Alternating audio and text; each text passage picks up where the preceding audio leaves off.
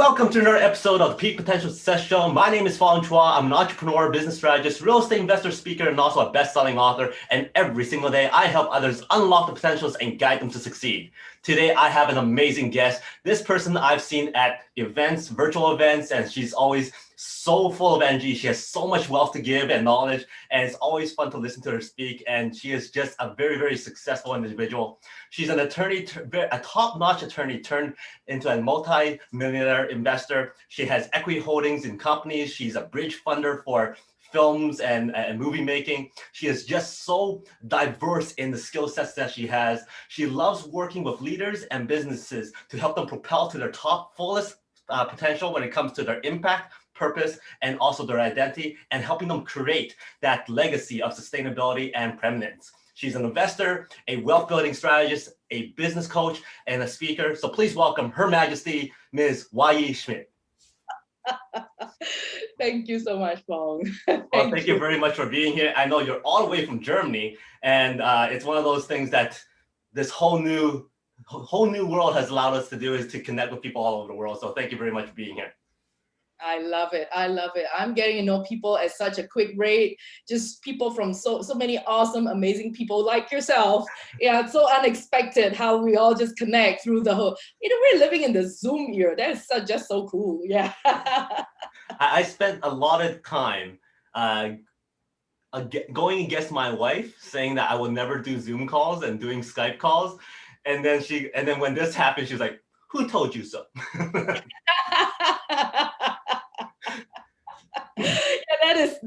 Yep, that's right. I remember those conversations with my husband in the past before as well. Yeah, like who told you conversations? Yeah, I don't like the technology. I don't want to do this. We can't get that rapport, and all of a sudden, that's all I'm doing. I'm on Skype and Zoom all the time. Yeah, and that's a crazy thing. This is so fun that we're just talking about that, because honestly, I made a lot of money trading Zoom. In the stock market. Yeah, and I really believe in the company. It's a great company, and I'm just thankful because through Zoom, I'm connecting with people that actually, and after all this intense investing conversations, everything done remotely and virtually, I can't imagine life without this anymore. I just am so excited. It's like I'm connected with so many people in JT's founders group, and and now yourself. It's amazing. Yeah. Lots of fun. Well, I know that you have a lot of different skill sets, and you've done a lot of great things when it comes to business entrepreneurship. Tell us a little bit more about how you got to become who you are today, that amazing multimillionaire, and also what are you passionate about doing now? Right. Well, there's so many things that I'm passionate about. One of the top things that I love is real estate. That's where our family has built our just built our foundation, our financial foundation, and then having that independence. I'm just so thankful. But my husband, my late husband, and we started out being attorneys, and before this meeting, I was just thinking like, oh gosh, I've got to tell the story about how I started out in Hong Kong in 1994, when at that time, I was like my first couple of years as an attorney.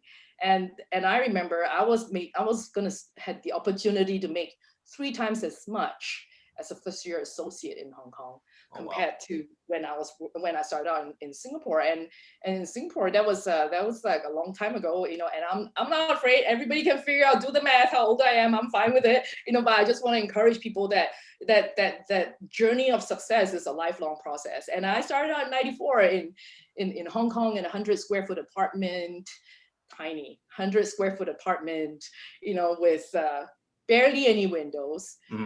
And that was a really hard time, but I worked hard. I saw the opportunity of making that 3 times as much as I would have if I stayed in Singapore, and I realized that there are certain instincts that I've just carried along in every stage of my life. And I was an attorney for 10 years, 7 years. I worked really hard in Hong Kong, and during that time, my gosh, if people that have been in professional that come from that discipline of professions, especially whether it's law or tax or something, the discipline, the diligence of long hours and delivering quality, delivering value. So I have been drilled very early on in my professional life, to to perform because we are serving clients. And if they're going to be paying hundreds and thousands and, even millions of dollars for good quality documentation, helping them put deals together so that the deals succeed. Yeah, all of these kind of values are just kind of just drilled inside of me, and that I've carried that along. That kind of diligence, and commitment, right? In order to make something work, you do everything you can to make something work, to bring something across the finishing line, and that stayed with me. Whether I'm doing a like this background that you're seeing, with this is one of my favorite rental properties in Frankfurt here. It's a multi-million property. I'm getting very good rental here. But I mean, whether it's real estate, whether I'm transforming spaces and then selling apartments afterwards, adding a lot of value, that kind of hard-nosed, get stuff done, commit yourself to success, to making things work. That kind of attitude is really important. Yeah. Yeah. Very, very, very nice. Now, you built your empire through real estate to start off with. Right. How did you get into real estate, and what would you recommend people do to start? Right. Well, I mean, I just started just like I think a lot of people, but the difference is the follow through. I mean, I watched that whole. I'm not afraid to say I'm like a real reality TV series junkie. So so I watched a ton of HGTV and a ton of Marcus Lemonis in the Profit CNBC series, like turning around businesses and stuff like this. Yeah. Shark Tank, of course, was one of my favorite as well. And, I was just binging on them for years, but I didn't just sit on the couch and binge on that. I mean, for me, I'm like that kind of person. Oh my gosh, I'm learning something new. This is amazing. And so I was literally taking notes, and I just couldn't wait to implement and apply what I learned from just simply watching TV, really, and also, and also I was going through a phase in my life when I had young children.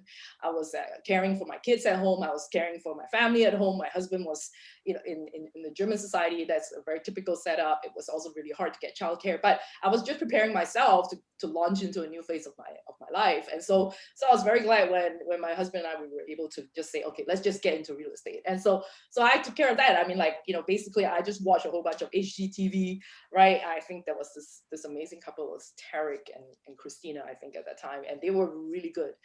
They were really good at teaching how to add value, transform spaces, and then sell them at a reasonable price, and all of that pricing, all that stuff. I mean, I picked them up just by watching TV and then making sure that, and then I just brought that concept, brought it over to Germany, and Wow. and for Germany, the German markets, they're very different. It's very conservative. It's also very stable. The markets have moved very, very well here the last 10 years. I'm very thankful for that. But just doing that kind of concept was very, very new here in my city, in Frankfurt. But I tried it anyway. My husband and I, we agreed, and I was just doing that. I was hunting for apartments all day long, 24/7. I'll be on my apps looking for apartments on weekends. We'll have our kids set up for babysitting, and we'll be out looking for properties. And so it's just this really dogged determination to just keep looking for the right objects and just putting our heads together, and then really just working hard with where I work, I have my teams of people, my crews, whether it's construction and all that kind of stuff, doing remodeling, rehab. I totally enjoy all that stuff. Yeah. So that's how we started. I mean, seriously. And of course, we also have rental properties just like everybody else, so we had a really good diversified, there's one part of the business where I'm just full on doing rehab and resale, and then working with a lot of realtors, setting up my networks, and then on the other hand, we are also we also have a portfolio of rental properties, and that really balances out the growth aspect and getting the cash flow in, creating the stable cash flow. Wow. So you're one of the few people I've ever heard saying I learned something from TV. You know what? It's so funny that you say that. I teach that actually in my own Bible class about how important it is about self-education, about being excellent. How do we be excellent? It's self-education. It's really our attitude. We can learn. We can draw lessons from so many different things. I mean, I've learned so much. Yeah, watching those series, and yeah, you know, because like I said, I was at a phase where I have little kids that I was caring for. I can't just drop everything and go to school or take a new course, or you know, there's not a lot of time for that. I'm much more practical. I mean, I've done some big time education. I was an attorney for, so learning is not hard for me, right? But what I've learned about myself, and I would always encourage people to do is to apply. Is the key is the application. What we learn and how we apply and how we optimize from the lessons that we have learned. That's the key to success. And the other key to success, as you know yourself, being a successful person, right? Fong, you're a very extremely successful person. I love getting to know you through this whole conversation that we're having right now. It really is commitment, right? It really is commitment, and just never letting go of that goal, and always keeping your eyes on the ball. And so that's what I did. You know, like I was like, okay, I'm gonna look for that apartment that's gonna hit the sweet spot in terms of my local market, in terms of pricing. I know with that kind of apartment, I can make money on it after I've rehabbed it, and then I can sell it, and it won't be ridiculous in terms of how much money I'm investing in it, so that I don't make money at the end of the day. It doesn't make sense. Why should I do that in the first place? You know, this is not a hobby, it's a business. Yeah. So I think people forget. Yeah, when they go into real estate, they think that, oh my gosh, I'm gonna do that, but it ends up being a money pit, right? They keep putting money, and they don't know what to do with it. The project never ends. There's no discipline to that. Yeah, so you know, that's real estate advice I'm giving right now, but it's all good. As in you live the attorney life. When you're watching those shows on TV, how closely related are those two? And then my second question to that is, you've done the investing life about renovations and all that kind of stuff, and you said you learn a lot of stuff from watching HGTV. How closely related are those two? So you have the investment relation, and how about the actual attorney relation with regards to TV and real life? Right. You know, the reality TV series, of course, they will kind of edit a lot of stuff, add in a lot of drama. Yeah, sometimes it's not too far off. I think I'm thinking about those times when I'm getting my own drama, trying to figure out, oh my gosh, clogged pipes. I'm sitting there for 6 hours at this place that I sold the apartment to the new owners, and trying to figure out, why is there hair that we have to pull out of those clogged pipes? Why is it a brand new apartment? I've got it all rehabbed. You know, who's gonna clean out? And all those kind of drama, trying to sort all that stuff out. It's not glamorous at all, but it is, but it is just part of the territory. And sometimes I'm seeing that on with that particular HGTV series. They show a little bit, but really there's a lot of work that goes into it. And I think they've done a really great job presenting that, okay, doing real estate, whether it's a particular industry that people go into or whatever TV they show, is actually quite realistic. It's just that they only show a small bit of the kind of crap that you and I have to go through when we're doing real estate. It's just like that. And talking about clogged hair and stuff like, it's always the same. It's always about the hair in the pipes, and the sewers. This is all part of real estate. People think, oh my gosh, look at that property, it's so beautiful. Yeah, it's multi-million value, blah blah blah. Yeah, it is multi-million value. Guess who transformed it to make it look like that, to make it worth like that in the market? But it means pulling out hair from clogged pipes. Somebody has to do it. Somebody has to tackle that kind of stuff so that everything works and functions very well. So that's I think the reality TV series, sometimes they're really awesome.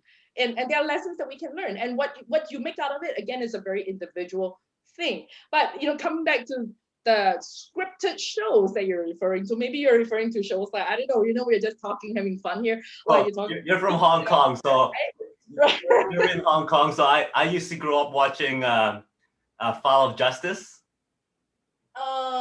I don't. At least that's the English name to the show, but in Chinese it's Yaho Wang Ting. Okay, I don't know that show. Oh, okay, anyway, there was a whole bunch of lawyer shows and all that kind of stuff in Hong Kong. But anyway, so how closely related is that life to the actual shows? Yeah, I think earlier on there was a couple of series that featuring attorneys and stuff. What was that again? I think The Good Wife was one of my favorites. The Good Wife.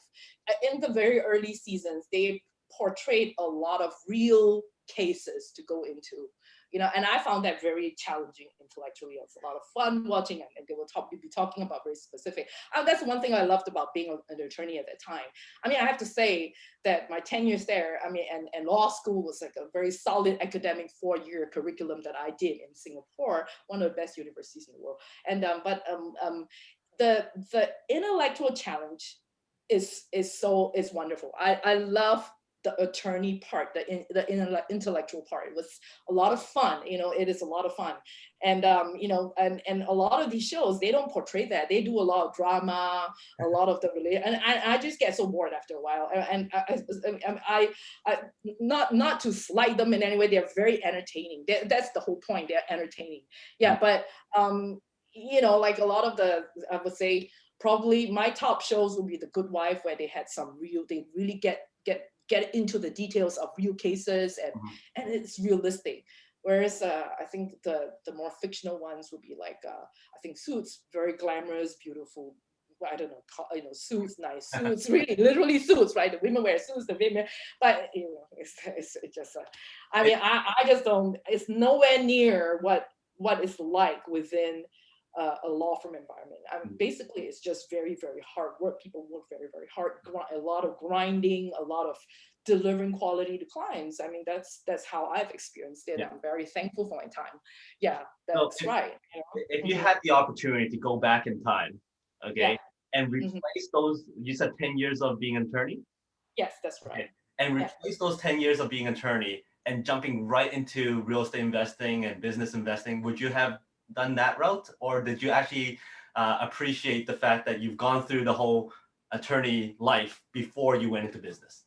Oh, absolutely. I mean, the mental discipline of being an attorney is something that I'm carrying in every single area of business, whether I'm looking at an investment deal right now, I'm investing in a couple of tech companies at the moment. I mean, all this different stuff, it requires a lot of skill set that I bring as an attorney in the past, and I still have those skill sets as an attorney. I'm bringing it into every single deal that I'm looking at.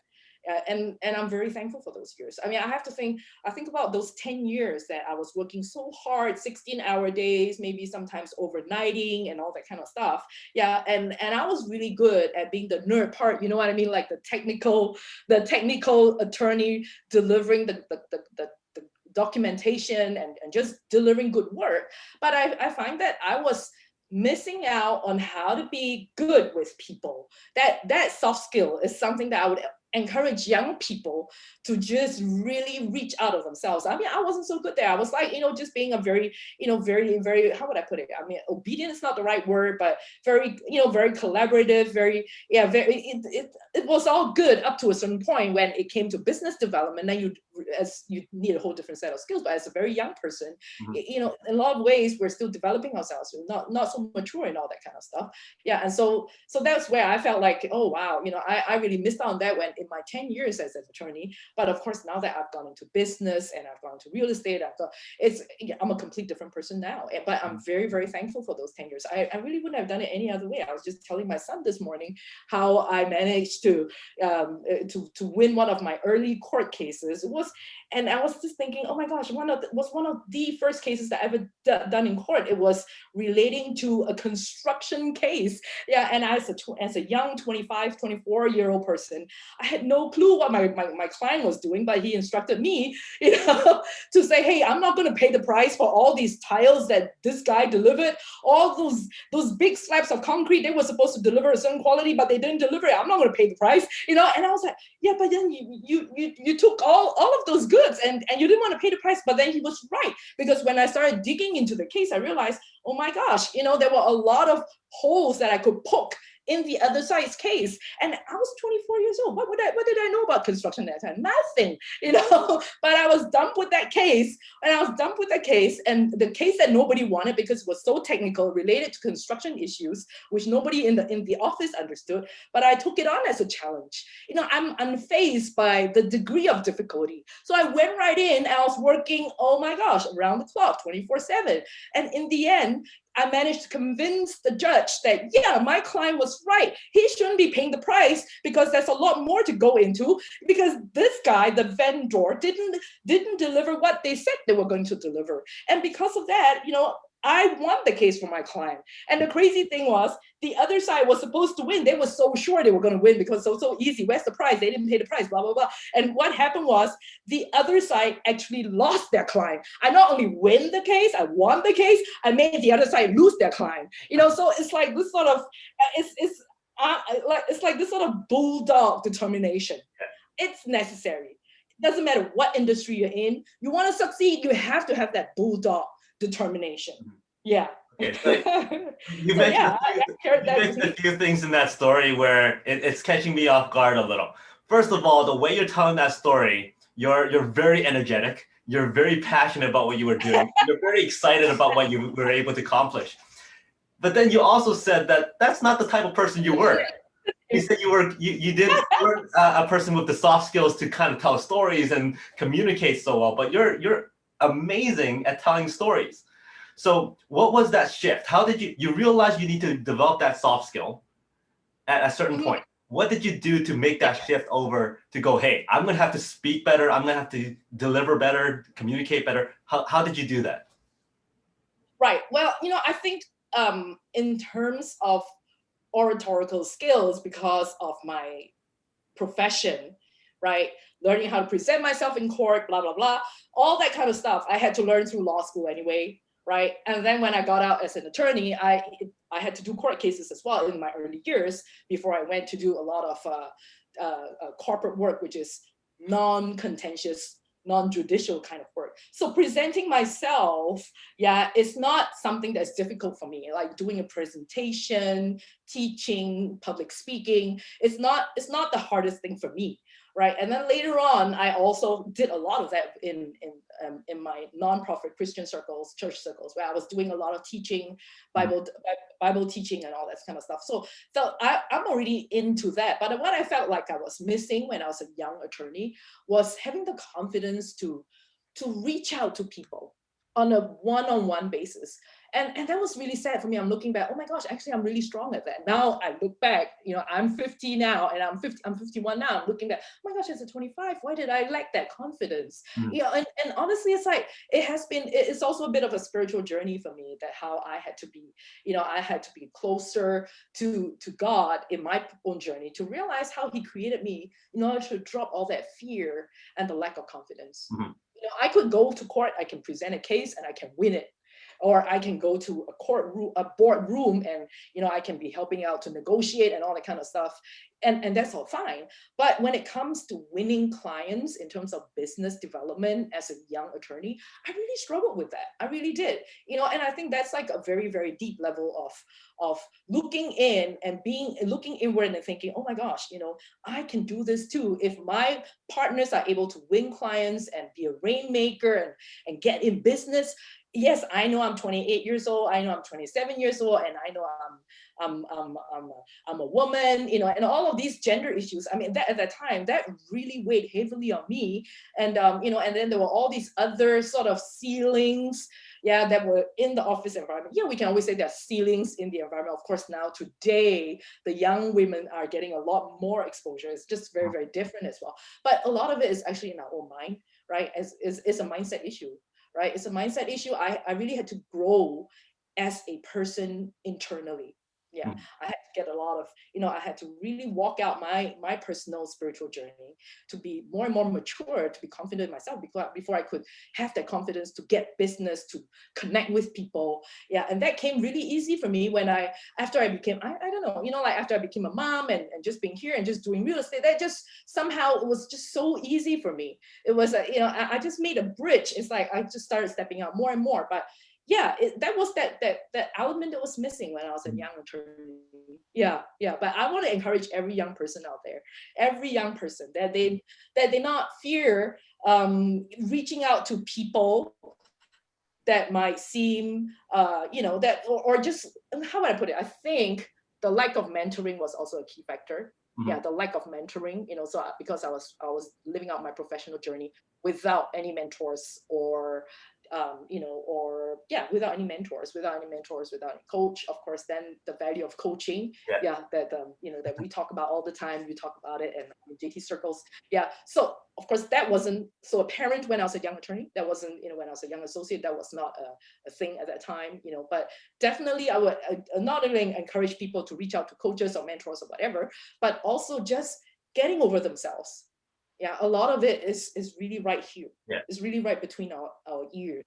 Yeah, of who we perceive ourselves. And as far as I'm concerned, it doesn't matter what spiritual background you're from. I mean, I know that every person is created with a whole a whole package of amazing skill set, and then we are made to flourish. Yeah, when we find the niche that we commit ourselves to really do well in the area. Yeah. Very, very well said. So you also talked about building relationships, and that's something I find that it's very important when it comes to doing business and also connecting with people and all that. So if you had to summarize building strong relationships, what would be the three main factors of that? Yeah, three main factors. I would say learning to listen is really important too. You know, having a curiosity about people. Having that curiosity about people, that, because that opens up people in a way. And then another thing that I would say, it's a biblical value that's very important. I think honoring someone is very important. Having respect and honor for another person, that really helps to gel that relationship, right? And then thirdly, I would say is commitment. Yeah. Very, very nice. Now, I work with a lot of people where they go, you know what, I don't know enough about this. I need to be perfect in this before I jump into it. You're a person that jumps into a lot of stuff. You jumped into real estate, you go, oh, why not? Let's start. Right, after watching reality TV series. Like equity holdings comes in, and funding like bankrolling films comes in. You don't have to be perfect in something before you actually go and do it. And you're a person that jumps into it right away. So how do you get that mindset of, you know what, everything will be fine. It's not perfect the way it is. I don't know every single little detail yet, but I'm going to do it anyways. So what do you tell people who struggle with that thought? Right, yeah. You know, I guess it is also the way I'm wired as well. That's something that I can't get around. It's also my personality. You know, I have an instinct for opportunities.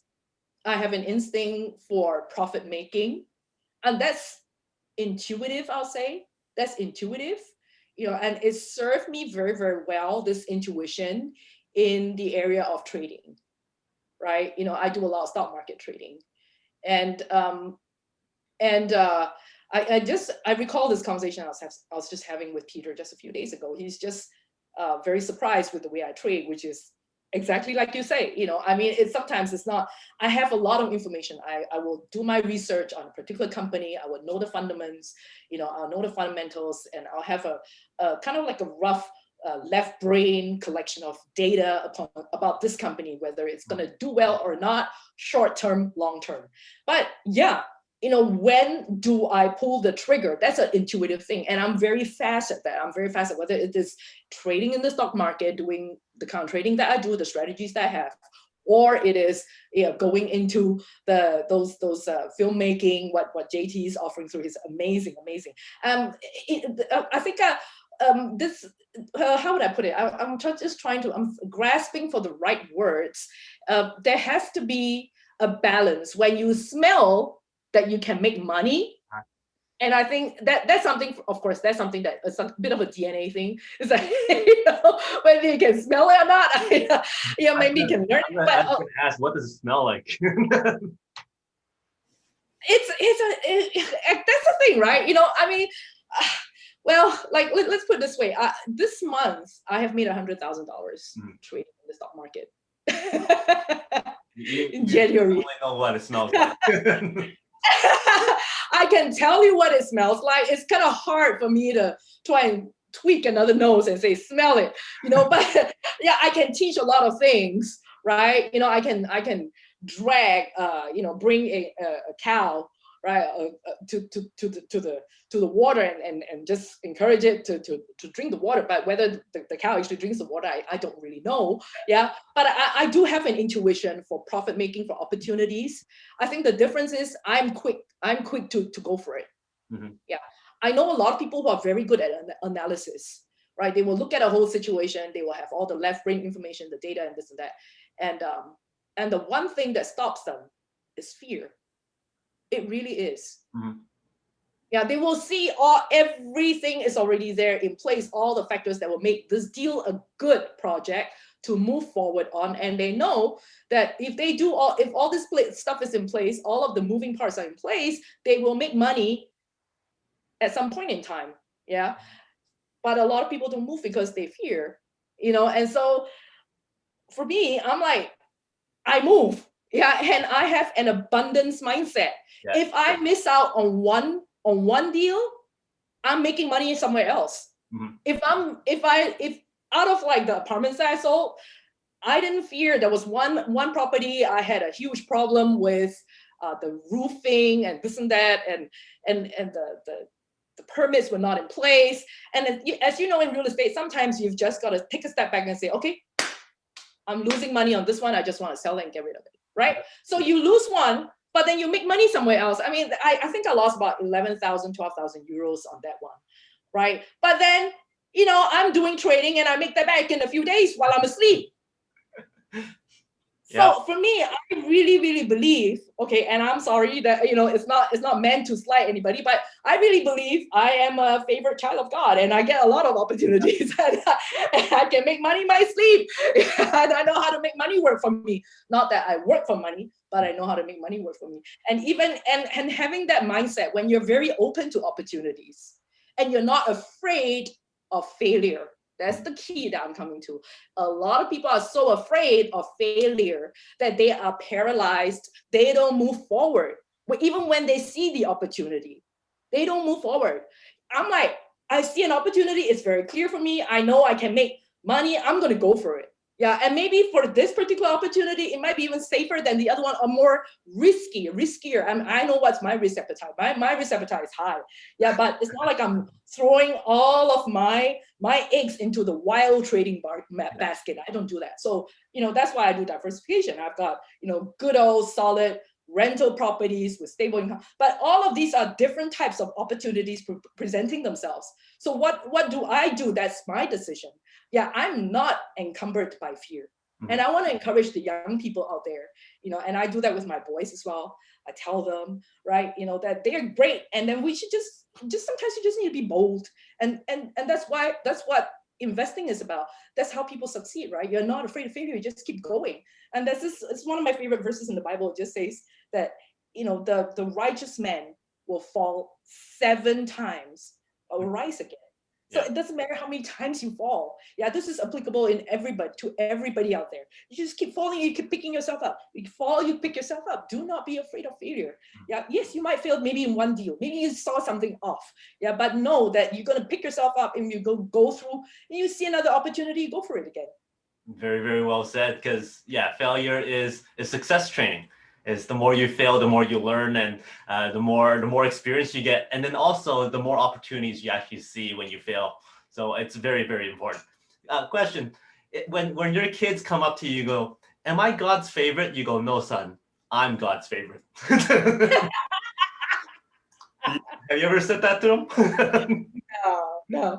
And this is the kind of, like, I think, it's just a misperception that people have. Yeah, but seriously, God actually, I mean, in my view, okay, the God that I know, he thinks that Fong is his favorite son. He thinks that Wai-Yee Schmidt is the favorite daughter. I mean, but that's because he's God, because his heart is big enough for every person that's been created. And that's what I feel, that's what I believe in as well. So you're his favorite son, I'm his favorite daughter. Yeah, and my children are also his favorite son. So there you go. Everybody is God's favorite, if they would believe that, Yeah, but it is a matter of belief. So you talked about trading, and you talked about business, you talked about equity holdings and filmmaking, all that kind. Where do you find the time? Like, how do you organize your day so you can also be a mother and all this stuff, and you're good at all this stuff? Right. Well, I think I am very blessed in the sense that I don't need a lot of time to make decision, right? Because of what we're talking about. Like, I see an opportunity, I'll go for it. And also it really comes from my training as an attorney. I learn very quickly. I'm a quick study. So it can be a new deal about something complete different industry, but if I can smell the opportunity, I'll take some time to learn it, and I don't need a lot of time to learn about it, and I don't need 150% in data in order to make a decision, right? So that is I would say I'm also like, I move at an optimal level, right? So, I don't need to invest 150% time. Maybe somebody else will need that. Yeah. And like I said, if I fail in one, no big deal. I move on to something else, and I know I'm making money somewhere else, so that's that. And how do I fit in all that time? I'm not a very structured person. I really am not. And I want people to know, oh my gosh, if you don't get up at 4 a.m. and you have that every single hour structured out, I mean, some people do that great. I mean, I really am a huge fan of JT to be able to do that. And I'm learning so much from him. He's absolutely amazing there. But my personality is, I can't. It's not. I've got to figure out my meetings with teachers or complaints from teachers because my kids are not doing their homework. I still have to give them a lot of my time. So which means a lot of things are not under my control. It's not like I'm doing all my business and deals and just making all those scheduling everything the way I want to schedule it. I've got kids. I've got to manage my home as well, and so I'm happy to just sometimes go with the flow. Yeah. Maybe it's not everybody's thing. I mean, I have struck the right balance for me. Yeah. Going with the flow at times, being a little bit disorganized, sometimes really disorganized, but just being able to, just being able to go with the flow and make the best out of the situation. I think that's really important. It's a really important skill set to be flexible, to be able to pivot, to be able to adapt when things change. And a lot of times things may change. I mean, like we've had a crazy 2020, right? Everybody has had and a lot of people have been thrown into adversity. So what do? You adapt. You just think of something new. And if there are some people that are very controlling about their time, and it's very hard for them to shift and change. But we're living in times where we need to be shifting and changing all the time. Yeah. So in fact, a person like myself, I feel a little bit disorganized going with the flow, but really having that skill set and the mentality to optimize a situation, a certain moment, an opportunity, I think that works great for me. So I would suggest, I would just say, you figure out what type of person you are, to your viewers, and not feel bad or beat yourself up that you're not perfect in controlling your time, your schedule, and organizing everything. I'm not. I'm like, I really literally go with the flow. Yeah, there are days where there are times where you can run really hard, do really well, be 150% at your performance, and there are just days that you can, and I know a lot of very driven, high performance people, and I know the kind of prize that has ended up in, and sometimes people get burned out. So you got to know yourself, you work hard, you want to do well, but then there are times when you just need to take a break, you need to take a break. And I think that's a very, very important thing. I've learned that for myself, that there are days where I can run and work very well, very efficiently for days and days and days. And there are days where I'm like, I'm taking a break. I need a rest, and I need to connect with my source. Yeah. And my source is God. And that's how I kind of balance it out myself. And that served me really well. Oh, yeah. That's very good, because lots of people believe that in order for me to be successful, I need to have a strict regimen. And that's why I have this show, because I like to ask, how do you do it? How does other people do it, right? And everybody's methods are a little bit different. And you've explained it very well, because you found that balance that allows you to go with the flow and become very, very successful in everything that you do. Right? That's right. And there are elements of chaos in my life as well, and that's okay. And I want to tell people, I mean, that's one part that I wrote in my book that I was very, very, that's really, really, really shaped me, which is knowing the difference between perfectionism and excellence. Because as an attorney, as a lawyer, for many years, there is zero room for a mistake. Zero. If I make a mistake in my documentation that I'm putting a deal together for my clients, and if that mistake causes my clients millions of dollars, that's a problem. Yeah. And so for attorneys, we have literally insurances against this sort of errors and mistakes, right? It's professional negligence insurances. All of us have to have that. That's just part of the profession, and that drills in us. Yes, the values of really always wanting to do well, very, very well in everything that we do. Most attorneys are very, very smart, very clever, and even if they move into other areas, they all have that same kind of mindset to want to succeed. But it is very heavy. It weighs very heavy to have that mindset about, I am not allowed to make a certain mistake. Yeah. it just weighs down a person, and at the end of the day, nobody can withstand that kind of weight. Nobody can withstand that kind of weight. So I encourage people to understand the difference between being excellent, being the best at whom you're created to be, to give your best, you know, whether you're an engineer, whether you're in real estate, whether you're a doctor, to give your best. But it doesn't mean that you have to be a perfectionist. And I know, speaking from the point of a woman and a mom and this and that, a lot of women tie themselves down to wanting to be perfect all the time. And that's hard. And I've been through that. I'm done with perfectionism. Yeah. Because that's just not possible. It's not humanly possible. Yeah. I've seen a few of your other interviews and some of your other speaking engagements, and you're known as the king. So lots of females, lots of women are no, I'm the queen of everything, but no, you're the king. Give us a little background as to why you're the king and why did I address you as your majesty? You know, you have done, I have to applaud you, Fong. You have done such a great job in doing that research about who I am, where my background is. You know, thank you. That in itself is encouraging for me. I mean, seriously, and the fact that you have sought me out for having me on your show, thank you. You know, but this is not all Christian side, on my nonprofit side, that I teach about the biblical concept of kings.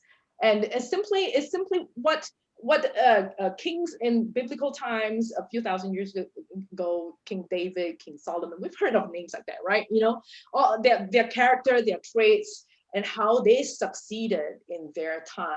You know, and basically I'm just pulling out the principles and the identity. That's very important for people who are, I feel, you know, I'm speaking here to your Christian viewers. I'm not, you know, and so I'm just inviting them to just re-examine that part. It's like a lot of people who are interested to go into business or who are interested to succeed. Let's put it this way: to succeed, I feel like God has put a king identity in every of this person.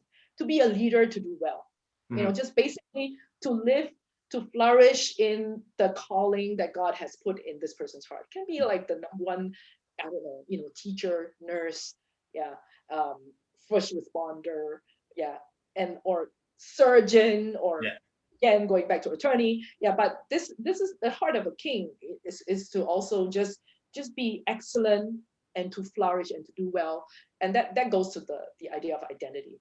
So that's what I'm talking about. It has nothing to do with being a man or woman, but it really is pulling out certain leaders from the Bible, you know, and using them as role models and examples to the audience that I'm addressing. Very well said.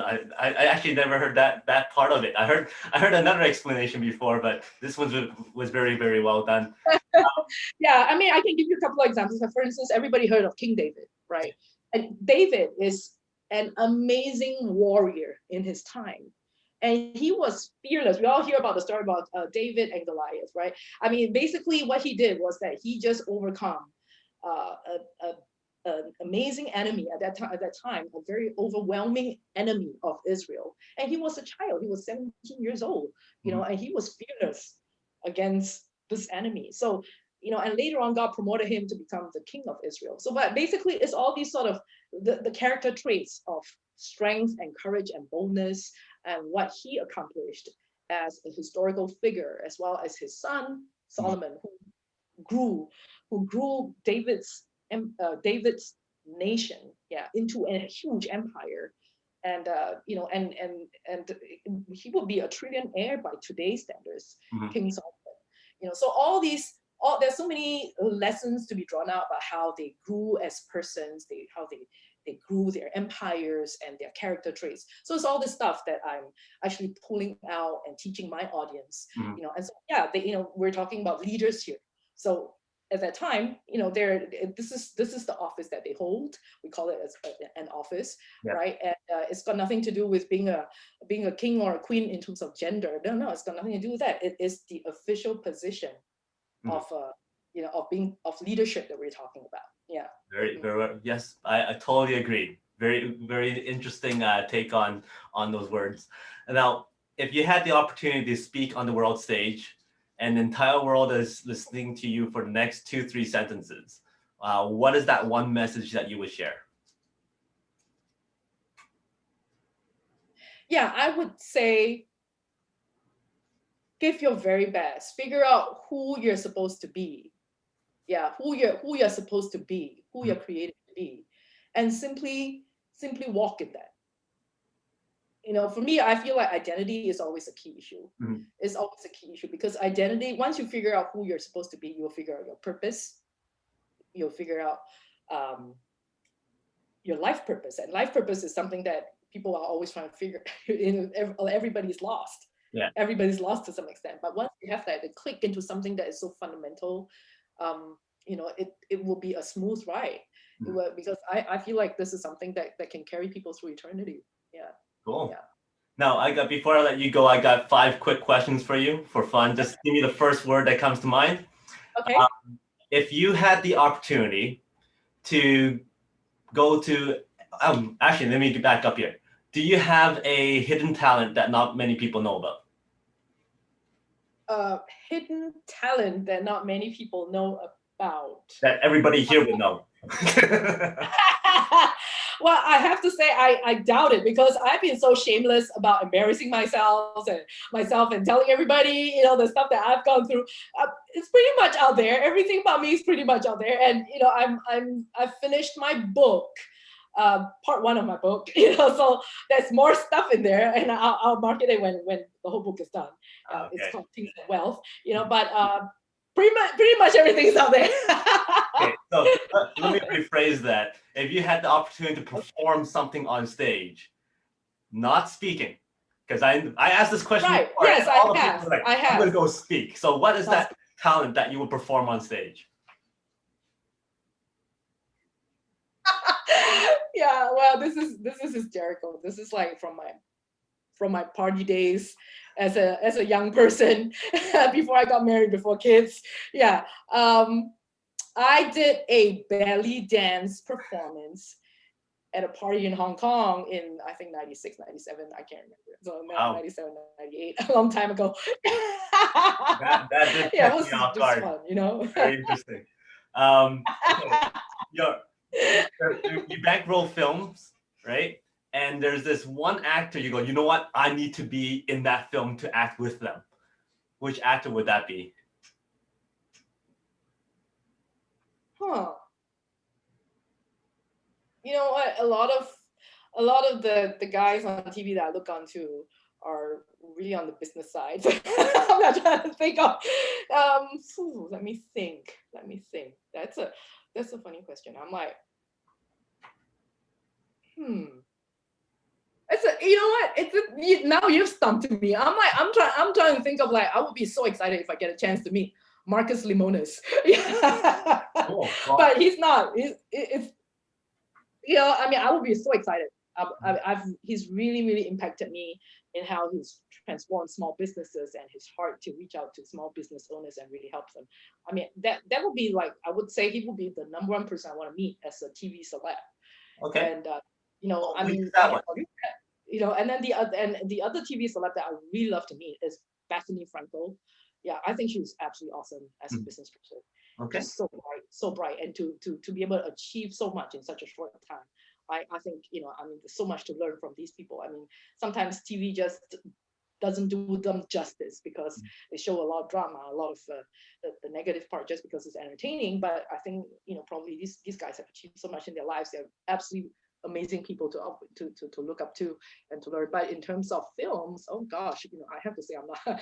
That's something that hasn't really excited me. I've been bankrolling these because the return has been great. I've been attracted by the returns, but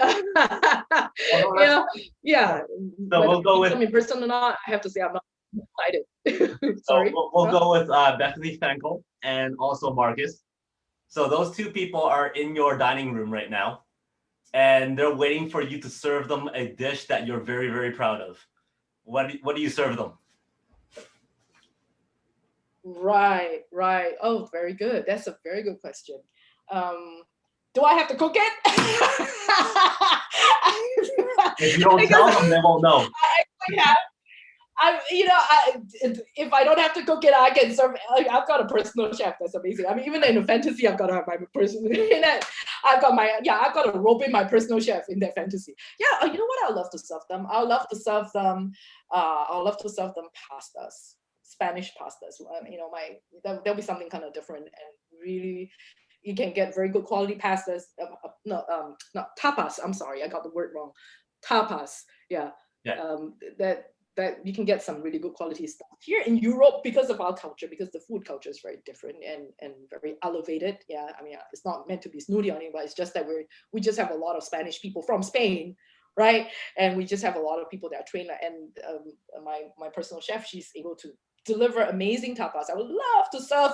I would love to serve Bethany Frankel and Marcus Lemoyne's really great tapas. Yeah. Okay. Now, this isn't a question I usually ask people, but because you brought it up before, I'm gonna put you on the spot to tell me exactly what money smells like. If you were to make money smell like a certain thing, what's that certain thing that you want money to smell like? I love the way money smells. There it is, out, the cat's out the bag. Yeah, I love smelling money. I remember when I was 8 years old. Another long story, I know. But when I was 8 years old, and that was when times were really hard. I was living in like ghetto slums back then, so growing up in a poor neighborhood, right? And having a lot of lack. And I remember I was so excited when I get a crisp new dollar bill, Singapore dollar bill. Yeah, and that's like, I think you can connect with that because we come from the Chinese background. So we have like Chinese New Year, isn't that around the corner anyway? But anyway, that doesn't matter. But, during Chinese New Year, children get money, right? Get cash, right? In those tiny red packets. And I was so excited getting a crisp new bill. And I would, as an 8-year-old, I would spend time ironing those bills. It's so cliche. It's so funny. It's so cliche. I can't believe I actually said that. Yeah, but it's true. I actually ironed those dollar bills, wow. Right? And no, I would not change the smell of money. Those crisp new bills. Now I have euro bills. They still smell the same. It's absolutely it's like this quality. It's I would never change out there. I love the smell of money. It's distinctive. It's distinctive. And now I don't even go near and iron. But back then I was ironing dollar bills. You must be disappointed that a lot of money now is just like through transactions and online, and you don't actually smell it anymore. No, I mean, no, it's not. It's just can't contain it, right? I mean, just a lot of it. Last question is, what is success like? But before you answer that question, I got 4 items here. Give me a number between 1 to 4. 1. So number 1, how does success be like a monster truck? How is success like a monster truck? A monster truck. Wow. Yeah. Okay. I'm trying to find an encouraging way to see, because monster truck is, oof. that's kind of funny. Yeah. I think we have to be careful that we don't let success be like the monster truck that will steamroll everything else in life. I think that's really important. That and I've mentioned this with other interviews and part of my teaching as well.